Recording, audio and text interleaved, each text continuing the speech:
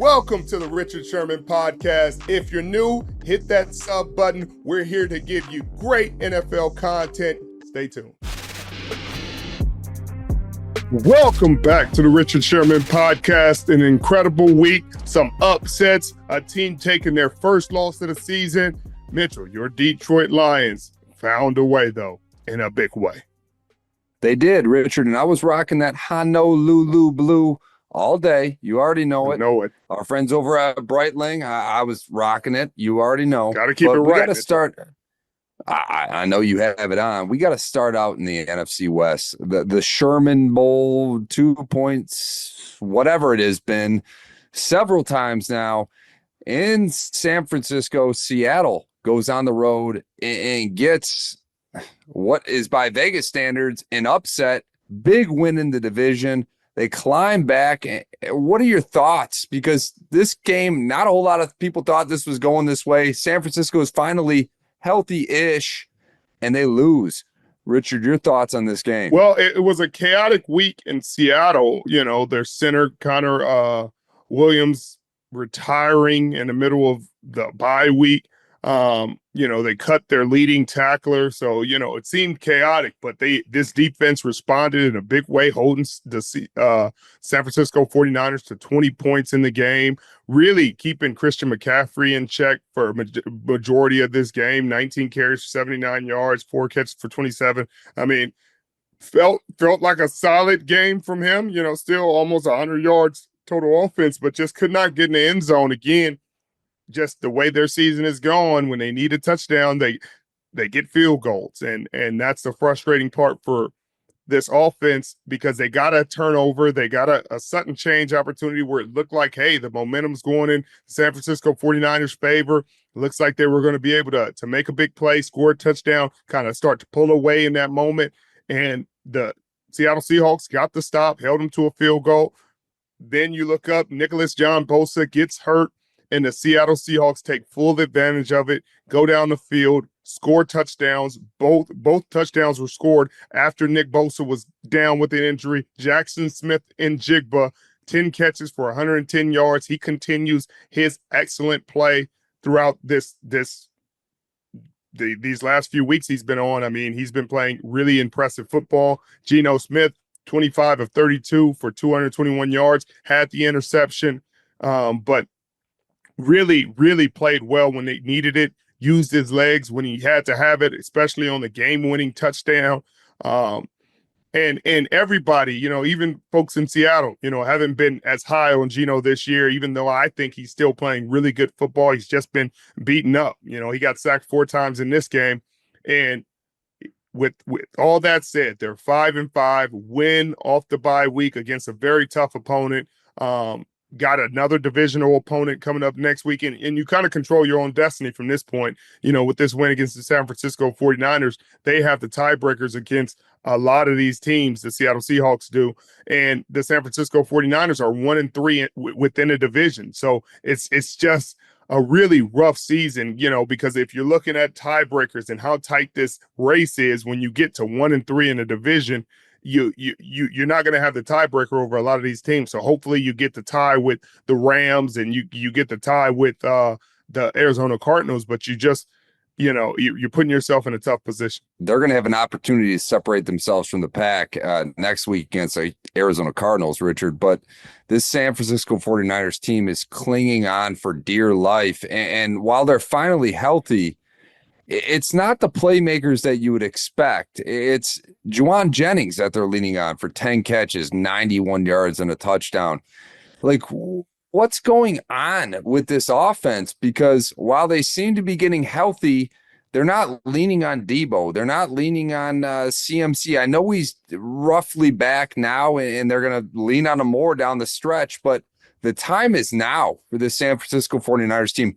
They've got to start winning now, and they're going to go on the road against the Packers, who have been playing impressive ball all season. I mean, when's it going to start? The pressure is building up on this team.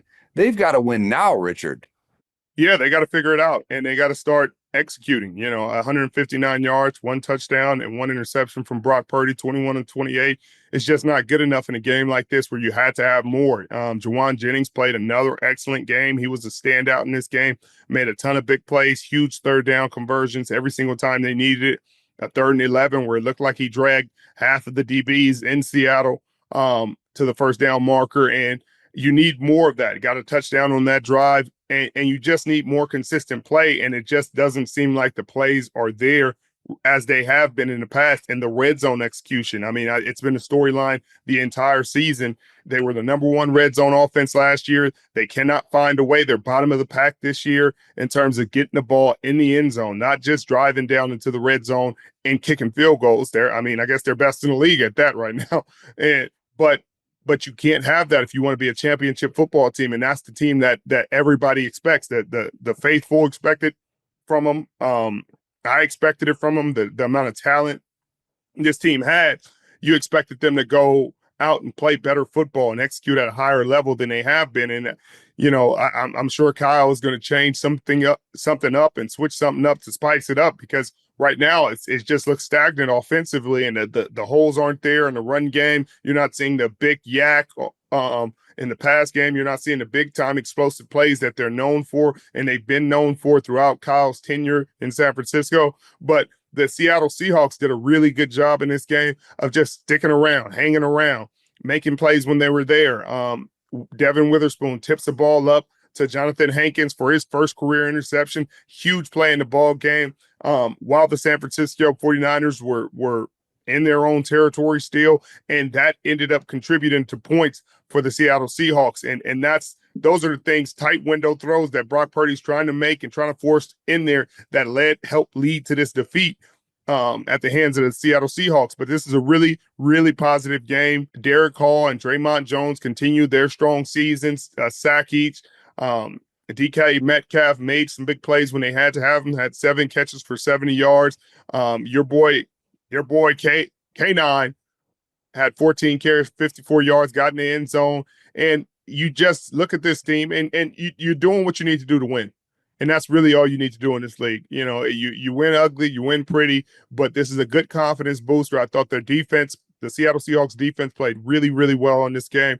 They got the stops. They had tight coverage. Tariq Woolen was tight in coverage. Witherspoon was tight in coverage all day. Disruptive from the D-line, disruption. Byron Murphy. Ernest Jones looked really good, still kind of trying to find his way within this defense. But the young guy, Knight, they looked good in their first game since all the change. You expected them to come out and execute at a high level off the bye week, fresh legs, et cetera, et cetera. I'm excited to see what they do next week against the Arizona Cardinals, who have been red hot, playing really good football. Kyler Murray, that defense, Buda Baker, and those boys have been playing really good. So I'm looking forward to seeing if the Seattle Seahawks can really come back into Lumen Field and protect home field and come out with another win, because if they can, then it really starts to heat up the playoff conversation.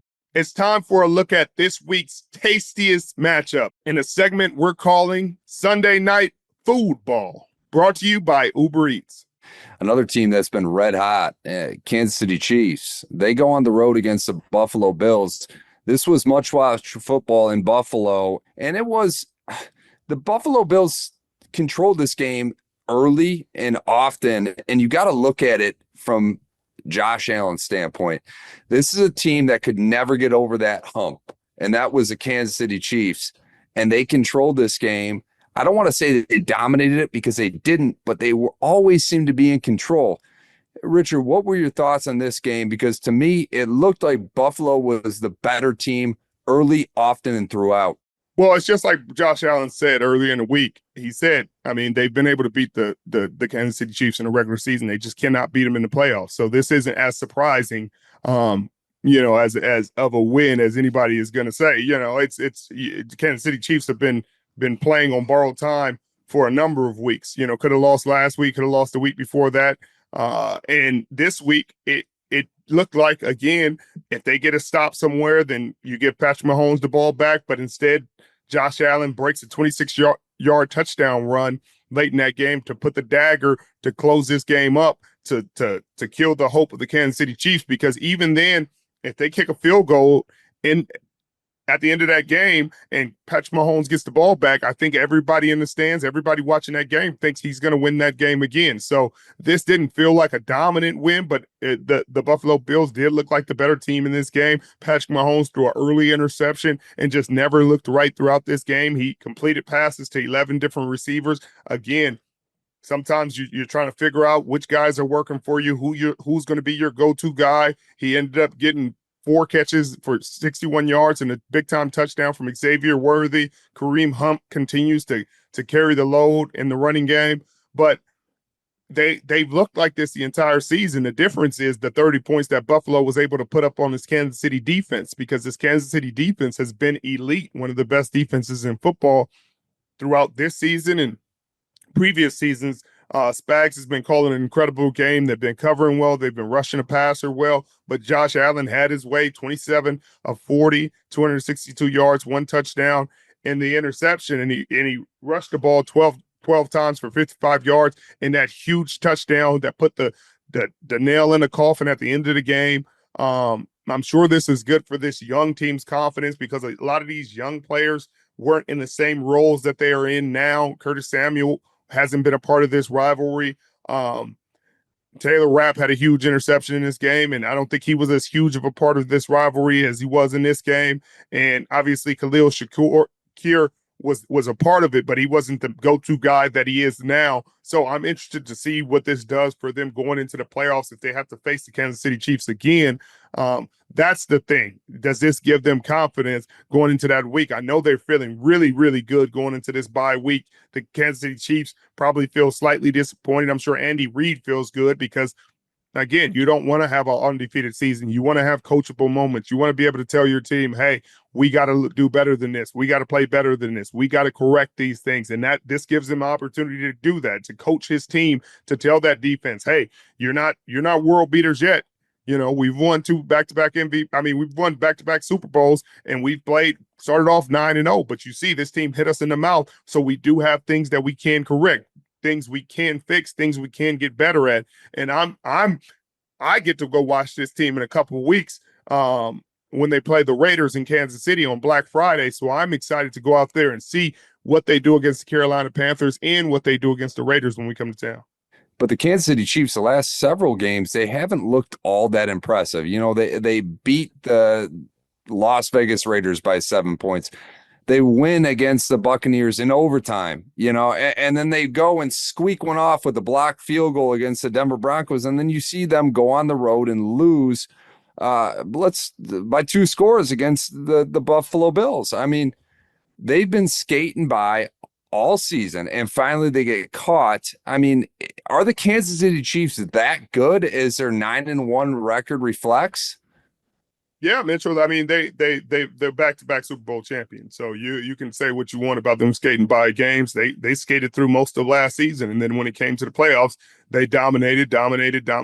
And you could say they snuck by those games. They didn't blow the Baltimore Ravens out in the AFC Championship game. They didn't blow the San Francisco 49ers game out in the Super Bowl. They won in OT, walk-off touchdown.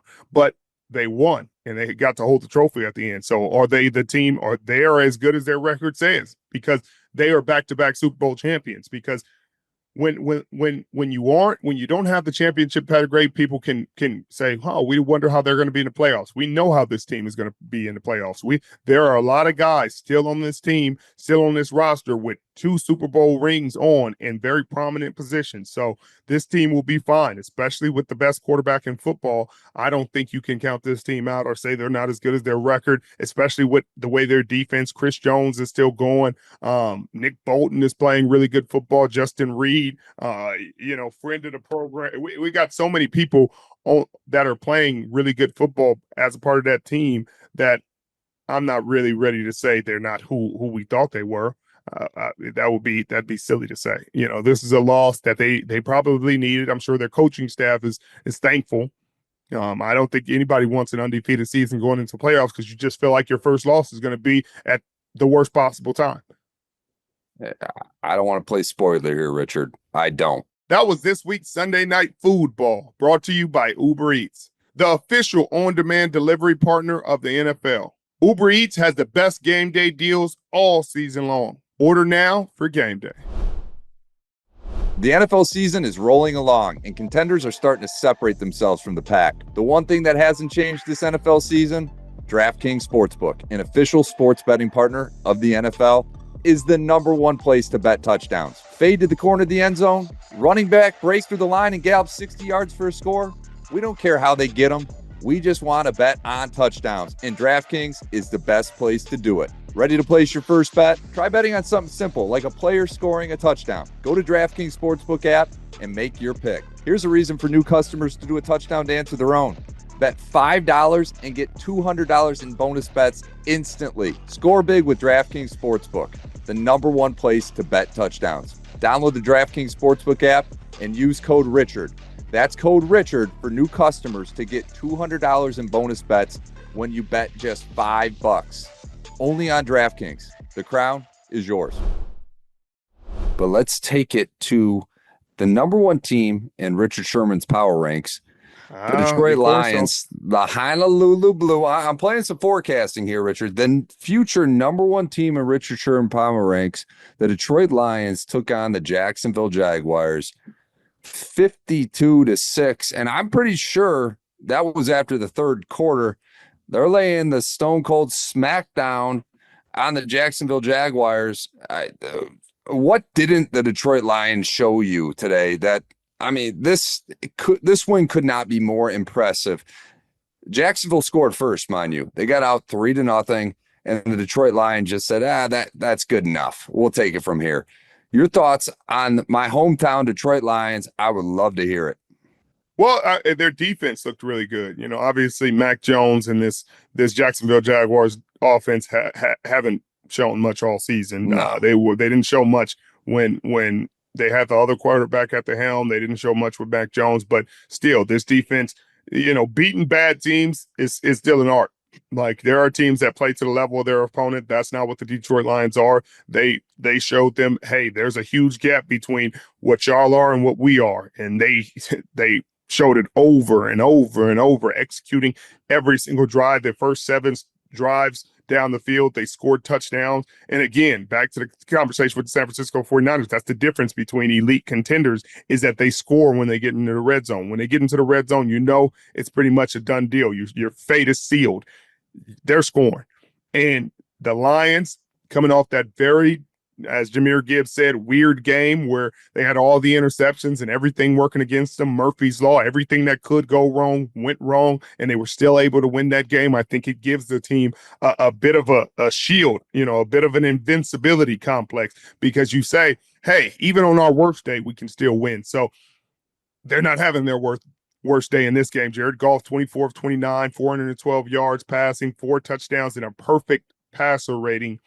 Would almost get him back into that MVP conversation if he didn't throw 5 picks the last time, Mitchell. So he's nowhere near the conversation at this point.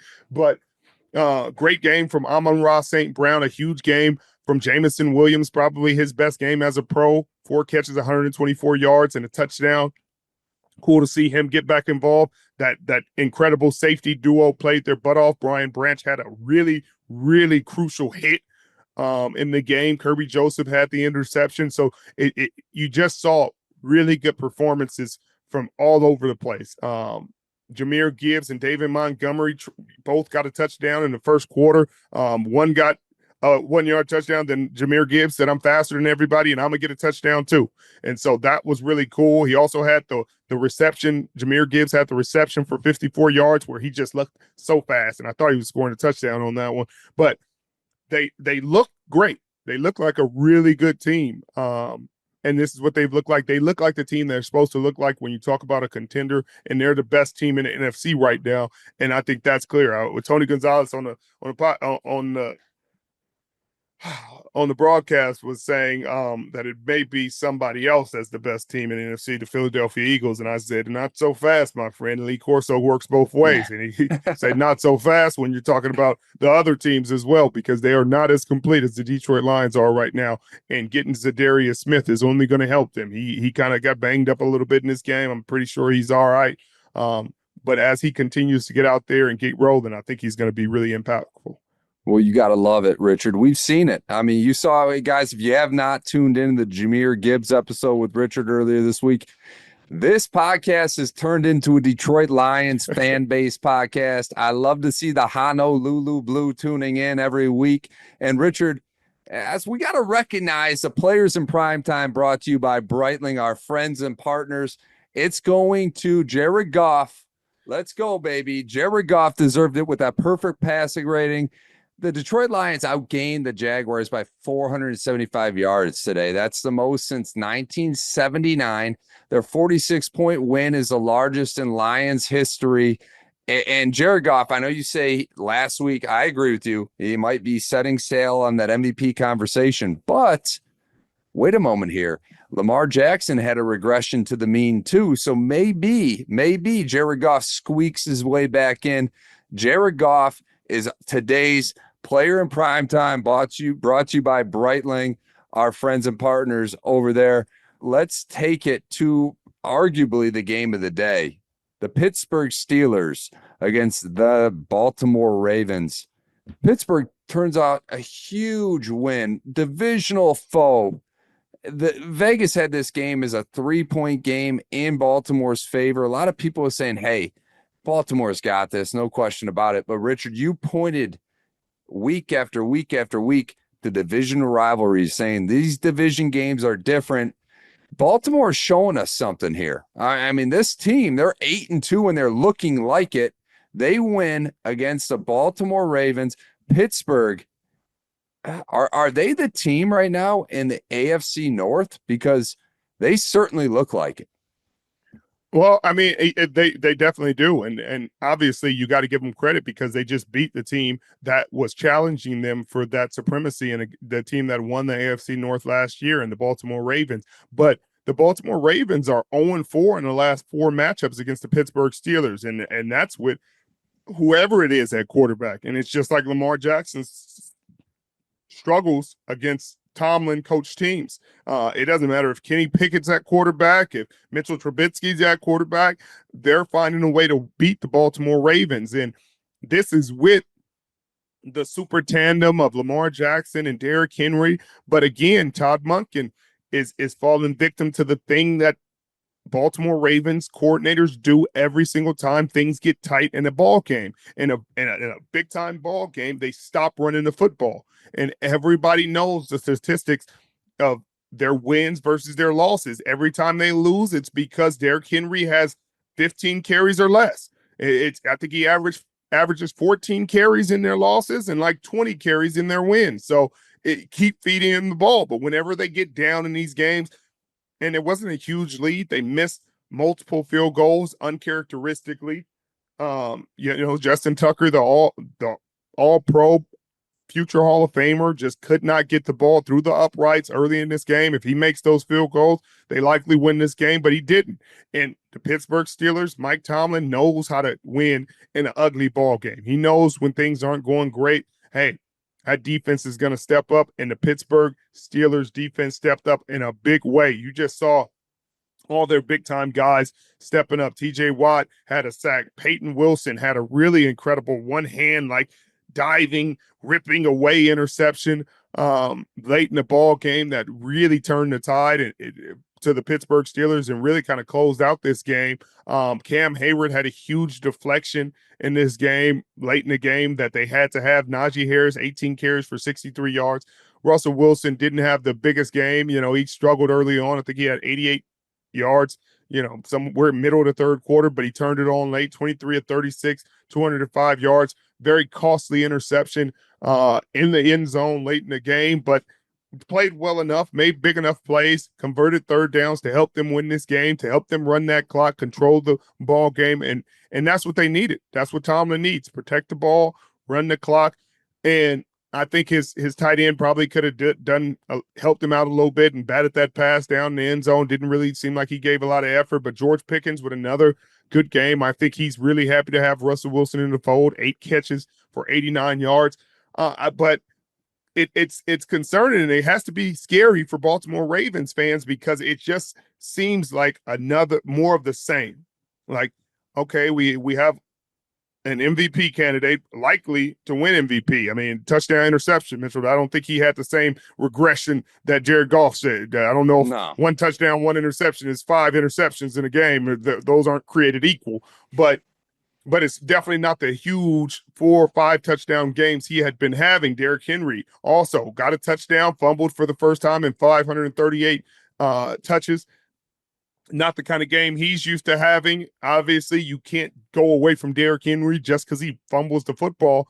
But I don't know what you do. This has to be a lesson, and you would have thought they learned this lesson after losing in the playoffs the same way every year, and everybody saying the same thing, including their own staff, saying, hey, we went away from running the football. We'll never do that. We'll never make that a mistake again. I don't know why we did that. We went away from running the football. I don't know why we did that. We went away from running the football. I don't know why we did that. Stop doing it.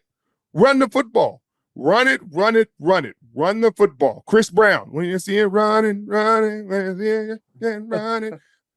Like, run the football. And do I need to put the hat on?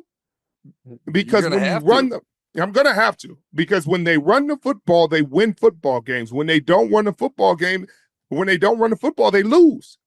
And it's been true in the playoffs. It's been true all of this year. When they lost to the Raiders, they didn't run the football well. They lost to Cleveland. They didn't run the football well. Kansas City, they didn't run the football well. The Pittsburgh, they didn't run the football well.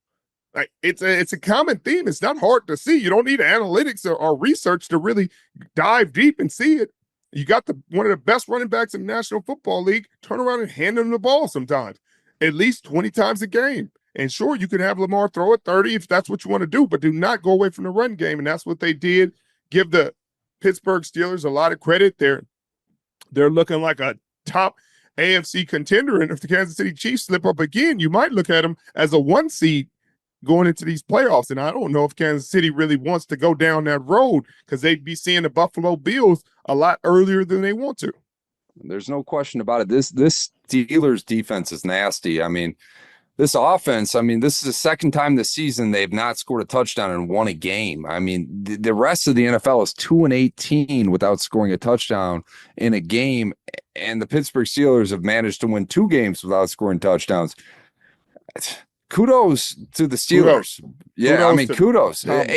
That's huge. And Richard, you know all too well, a defense that carries a team. And Russell, I don't want to speak poorly about him by any means, because he seemed to turn this offense around in Pittsburgh, but he's the beneficiary of another great defense here. Let's see how far he can take this Steelers team, because it seems to me like he's got the weapons. He's got Najee Harris. I mean, George Pickens, there's probably no bigger fan. I mean, George Pickens is proving himself to be one of the top receivers in this league ever since Russell Wilson's taken over those reins. So let's see what happens here in Pittsburgh. They've got an opportunity. You're going to see him firsthand on Thursday Night Football, brought to you by our friends at Prime Video. And Richard, you'll walk away either impressed or in questions, because this Pittsburgh Steelers team is 8-2. It doesn't matter how you debate it. They are 8-2, and they proved it at home against one of the best teams in the league in the Baltimore Ravens. Let's see where they go from here. In terms of the Baltimore Ravens, it's the Harbaugh Bowl on Monday Night Football. They're going to take on the LA Chargers next. We'll see how they recover from this loss. Because again, these division games are weird. So even when Pittsburgh's 8-2 and you feel really good about this huge win against Baltimore, sometimes that's setting you up for a letdown in another very tough division game against the Cleveland Browns. And Jameis just threw for almost 400 yards against the Saints. Like, it's not that they can't do it. It's not that they can't push the ball down the field and they can't execute. So I hope they don't have a case of overlooking the Cleveland Browns. And that's what I'm going to say on air Thursday night is just, this is a really talented defense, a really good football team. But if their offense struggles like they did, because Cleveland's defense is very capable, Myles Garrett is just as capable of wrecking a game as anybody in this football league. And so if they get out there and start lollygagging and you let Jameis get hot, this can get scary for Pittsburgh and Cleveland. So I know they deserve to feel good about this game and feel good about their season. 8-2. I'm sure their fans could not have predicted them going 8-2 this season after the seasons that they've had, but they look like a really complete team, and I can't wait to see what they look like Thursday. Short week. Did you know that feeding your lawn regularly builds a stronger, more resilient lawn that naturally crowds out weeds? Scott's Turf Builder products provide year-round feeding with essential seasonal solutions for your lawn. Scott's has a subscription plan that makes caring for your lawn easier than ever. They put their expertise to work by analyzing the location, size, and condition of your lawn to create a custom plan for your yard. And they'll ship you the right product to apply at the perfect time. By answering only a few short questions about your lawn, Scott's experts will craft a program that's right for you and your yard. Visit scotts.com to learn more. Feed your lawn. Feed it. Be at the forefront of style with Rockport's new DMX casual sneaker. Fusing sport with comfort, Reebok's iconic DMX technology meets Rockport's casual style in this exclusive collection. Reebok DMX technology is a lightweight, dynamic cushioning system that moves air from heel to toe with every step to give you that springy feel underfoot and give you that long-lasting cushioning. This collection features two unique rides, DMX Comfort Plus and DMX Micro Bubble. Both deliver all-day comfort that keeps you light on your feet. DMX Comfort Plus technology offers extra rebound and a pillow-soft landing with every stride, while DMX Micro Bubble technology offers dynamic cushioning with a firmer midsole, giving you lateral stability and support all day. Visit rockport.com and use the code Sherman for 30% off your order plus free shipping on orders over $85. Discount code valid through December 31st, 2024. The Chicago Bears in desperate need of a win, going under the 500 mark last week. They're hosting the Green Bay Packers at home. They make it super competitive and lose by a blocked field goal at the buzzer. We saw what appeared to be a lot better game from Caleb Williams. He looked a lot more comfortable in the pocket. When the pocket broke down, he was scrambling. He was picking up yards. He looked more like a veteran out there than it did a rookie. And I think Chicago needed to see that. But nonetheless, they come away with the loss. Richard, how does this happen for Chicago? How do they turn the tides here? Because they had this game and they lost it. Well, they just don't know how to finish. And you do have to give Caleb Williams a lot of credit. He looked really good. The offensive line looked better. The entire offense looked better. DeAndre Swift had a really cool touchdown run where he made a corner miss in the open field, got loose, got busy. Caleb Williams was making plays with his legs, but he wasn't depending on it. And you saw him rush the ball. You saw him go out there and use his legs to really put the defense in jeopardy and put the defense on its heels and really make them adjust, make them have to account for his legs in a way that he hadn't really been doing throughout the season as much as he could. And I think that opened up some plays for him. He was getting the ball out quick on time. Even when he's looking left, sometimes he glanced back right and hit the check down for a lot of yards because the defense is moving with him. And I thought he looked really solid, coming off a really tough game, some tough conversations in that locker room, teammates really frustrated with his performances in the past games. So I thought this was really a step forward for this team. It just sucks that they weren't able to finish, because in a game like that, that's how you take the next step. You kick that field goal, you win it, and you're talking about a team that may sneak into the playoffs, the team that's feeling confident that they can beat anyone. And that defense is playing like a defense that can play with anyone. But they didn't. The field goal got blocked. Carl Brooks blocked the game-winning field goal, got his fingertip on it, and that's all you need at that distance to be able to get it. Jordan Love, though, he's a risk taker, and he's a guy that's reckless with the football, and he's thrown interception in 8 straight games, 11 on the season, and 11. And I don't even think he hasn't played every game. He's missed 2 games in this season. So that's something that I'm concerned about the Green Bay Packers. This is a good win for them. They're 7-3, keeping up with your Detroit Lions in the division race. Minnesota Vikings are also up there at I think they're 8-2 now. So this NFC North is really starting to heat up and look like one of the best divisions, if not the best division in football. But if you're a Green Bay Packers fan, you have to be concerned about these interceptions, because that is what ended your season last year. At the hands of the San Francisco 49ers, 2 Jordan Love interceptions in the clutch is what ended your season. So he has as many interceptions now as he did through the entire season last year, and he has to get that fixed. These aren't just like tipped interceptions at the line of scrimmage or lucky plays by guys or hey, it bounced off the receiver's hands and got interception. These are balls he's throwing to defenders, and he has to get that fixed. I like how they leaned on Josh Jacobs throughout the game. 18 carries for 76 yards, even got involved in the pass game. 4 carries, took some short passes and made them big gains. I think that's going to be positive for him. Christian Watson had his best game, 4 catches for 150 yards. Rashawn Gary made some plays on defense. Our guy Xavier McKinney was not able to get Caleb Williams this time, even though he's gotten just about everybody else. But I thought this was a rare kind of win-win for both teams. It's good for, I'm sure Chicago feels a lot better about themselves and about their team than they did coming into this game. And I'm sure Green Bay is thankful to be able to get out of this game where they didn't play as well as they possibly can with the win. Green Bay has a tough game against the San Francisco 49ers, who are reeling right now after that loss to Seattle in Green Bay. The Bears have a tough game against the Minnesota Vikings, who are rolling 8-2, and they're going to put a lot of pressure on Caleb Williams. So he better keep getting that ball out fast. They finally scored a touchdown. I mean, they went 26 drives without one, Richard, and they're on a 4-game losing streak. I know you could say you can take away, some feel goods after losing this game close, but it's a 4-game losing streak, and it all started with that Hail Mary against the Washington Commanders when Tyreek Stevenson was celebrating over there or doing whatever he was doing with the crowd. I mean, how long does a loss like that carry over? Because this Bears team was 4-2, and now they're 4-6, and we're talking about feel-good losses.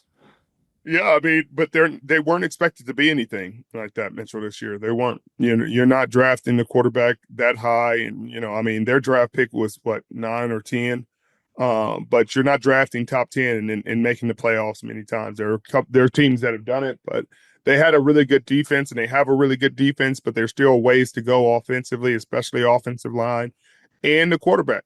You got a young quarterback that has to develop. I think they're starting to figure out the rhythm that he needs to be in, where they have to run the ball with DeAndre Swift. They have to lean on the run game and then let Caleb Williams go. You can't just sit there and drop back with Caleb Williams and have the run game as a second as an afterthought. That can't be the way you approach games. And I think at least they're figuring that rhythm out. I think they're showing signs of life. Maybe they can get hot and win some games that they won't be favored in down the stretch and sneak into the playoffs, but they really needed this one for their confidence going forward. But yeah, I mean, I guess it does linger. I mean, there's nothing else to say about that. They're 0-4 since that game. So clearly it's having some carryover effects. You want to talk about a disaster season? Let's go to the New York Jets. Aaron Rodgers and this whole feel-good story about him coming back from the Achilles injury. I don't know where this season's going to land for them, but it's not looking good. You already lose a coach in Robert Saleh. They've made so many different moves, and nothing seemed to work, and it all culminates with another loss against the lowly Indianapolis Colts, who've just brought back Anthony Richardson. Where do we go from here? I mean, who do you cast the blame on other than Woody Johnson in New York Jets territory, Richard? Yeah, I mean, you got to put a lot of the blame on Woody Johnson because you made an unnecessary decision in the middle of the season, and it's been shown statistically, no matter what team you're looking at, if you fire the head coach mid-season, the rest of that season is pretty much a wrap. You're not going to the playoffs. You're not having success. You're not doing anything worthy of mention in that season. And I know he tried to cut the front office loose to make all these moves to make him look better and say, oh, get Reddick in here, get Devontae, do all this so that it doesn't look bad, so you guys can win, and it can look like I fired Robert Saleh and he was the problem and I was the answer. Clearly, Robert Saleh wasn't the problem. Aaron isn't playing as well as he has in the past. It's probably his worst season of his football career, probably since the first season he started. They're not playing well on defense. Ever since Brick became the head coach, they've been one of the worst defense. I think they've given up the second most points since he's become the head coach. And that's just one of the side effects of moving your defensive coordinator to head coach and throwing all this responsibility on his back, all these extra things to think about during the game, during the week, all these extra meetings that he has to be in. You're changing the whole dynamic of the staff 5 games into the season. And that's a shock that they just haven't recovered from. The players are kind of frustrated. You saw the comment Sauce had about, Brick's tackling presentation, and then they went out and they missed a lot of tackles in this game. So it's just a lot of things compiling, a lot of frustration, I'm sure, mounting in that locker room, mounting with that coaching staff, and disappointment because, they're a really talented team, and they've had a talented defense for the entire time this staff has been employed, and they just haven't had the offense. And everybody thought when Aaron came in, he would fix a lot of the problems, and Devontae would help fix Aaron, and he would help fix Garrett Wilson. And it just hasn't culminated the way they would have wanted it to, and it's disappointing. Thursday Night Football is on, and it's only on Prime Video. It's the best season yet, packed with big rivalries and even bigger stars. Join Al Michaels, Kirk Herbstreit, and Kaylee Hartung every week for the games you can't miss. Coverage begins at 7 p.m. Eastern with football's best party, TNF Tonight. Not a Prime member? Not a problem. Simply sign up for a 30-day free trial, and you can cancel at any time. It's Thursday Night Football, and it's on Prime Video. Restrictions apply. See Amazon.com/Amazon Prime for details. The other side of the football, Anthony Richardson comes back from his break. I mean, obviously they sidelined him and showed him what Joe Flacco could do for the last few weeks.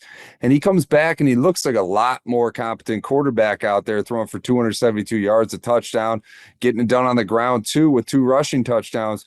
How much do you think that time off, that time to just examine and look and study benefited Anthony Richardson? I think it benefited him a tremendous amount. Just being able to sit there and listen and watch and get hungrier and get frustrated and work your craft and be able to push the reset button on everything and go out there and just play free. What's the worst that can happen? They already said he's going to be named a starter for the rest of the season. So now just go out there, let the ball fly, be confident, trust your reads. And it looks like he's a whole different quarterback. I mean, his completions, he's not overthrown as much as he was at the beginning. He was completing a lot more passes. He's not putting his body in danger as much. Obviously, he took a hit when he ran that first touchdown in, but he looks a lot more in command, a lot more accurate. His feet are under him. I think it benefited him. You talked about it so much. Paralysis by overanalysis. I mean, these younger quarterbacks, and you can speak to this way better than I can, but it seems like the more you think about a play, the less you are instinctive. And to me, it looked like he was just playing naturally, letting the play come to him as opposed to trying to force something. And if you see this down the stretch, I mean, this Indianapolis Colts team is still in the thick of things when it comes to the playoff race. If they can get hot, we'll see. I mean, they play my Detroit Lions next week. I welcome Anthony Richardson, but we'll see. Let's go to the Minnesota Vikings. I know they played the Tennessee Titans today, but this team is now 8-2, and Sam Darnold gets back on track a bit, throwing for 246 yards, 2 touchdowns. Richard, I know we talked about the Minnesota Vikings and their fall off of the last couple of weeks. Like, how much do you believe in this team? Because this NFC North division, I mean, they're dominating the league right now. The Minnesota Vikings are 8-2. The Green Bay Packers are 7-3. The Detroit Lions are 9-1. We're potentially seeing 3 teams to the north going into this playoffs. How much do you believe in the Minnesota Vikings, albeit against the Tennessee Titans today? I mean, defense translates, and Andrew Van Ginkel had 2 sacks in the game. He's got 8 on the season. They're putting a lot of pressure on quarterbacks. They're getting a lot of turnovers. I think that translates, and they're going to make it tough. Offensively, they got a very competent coordinator in Kevin O'Connell, head coach coordinator.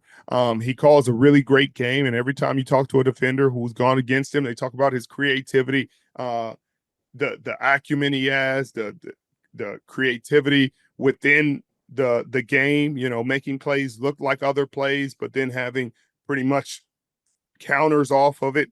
And so if they can get to the playoffs and they get the right matchup, I think they can do damage. And I think every team in the NFC North has that story.